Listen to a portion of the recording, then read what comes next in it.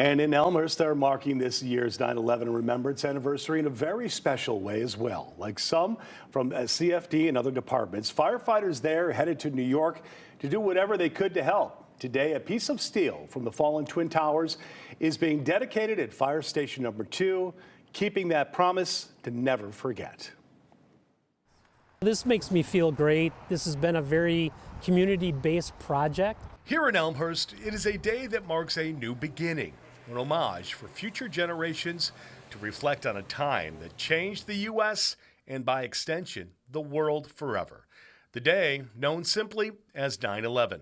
This memorial, with its rust-colored steel rising to the sky and the white cube towers alongside, represent the Twin Towers of New York City, their collapse, and hundreds of lives lost, and the sacred promise of we will never forget. It's been a long time coming. We've been working on this for several years. Deputy Chief Steve Reynolds, Chief Dick Dufert, and several other firefighters from within Elmhurst FD, like many others across the country, rushed to Ground Zero to help.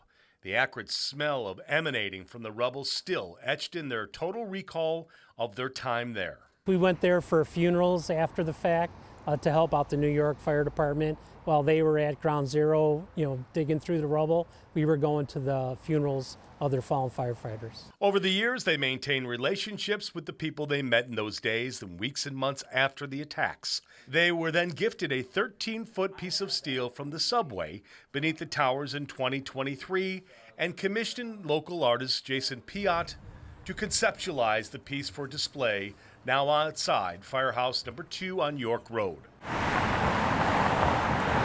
To see this here just brings back those memories like it was yesterday. This dedication was a team effort with money donated from residents of the community, first responders, and businesses alike. I grew up in Elmhurst and I've always wanted to give back to the community. Nathan Phillips' company did the pavers, seat walls, and more, and he paid his guys out of his own pocket for the labor. I had a crew of 4 guys work on this for about 2 weeks. Who can forget where they were that day, says Assistant City Manager Kent Johnson, who was a 20-year-old college student at the time. I was in a class and I remember hearing about it and stepping out. I'll never forget exactly where I was, and I called my mom just to talk to her, and then spent the rest of the week probably watching TV just like everybody else.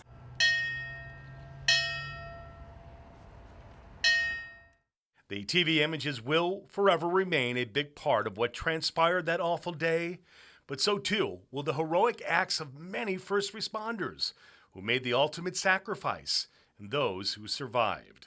The hope is all of that can be appreciated now here in Elmhurst. We want them to come and visit, understand the history.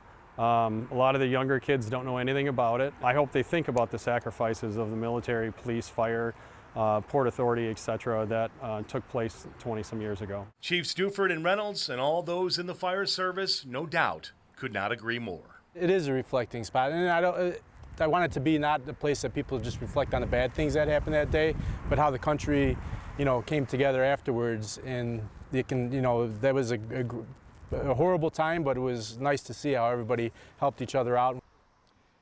The artist telling me that the white cubes represent the Twin Towers, of course, but also white represents hope. There are personalized paver bricks available if you would like to help financially support the memorial in Elmhurst. We'll link all of that info to this story at WGNTV.com.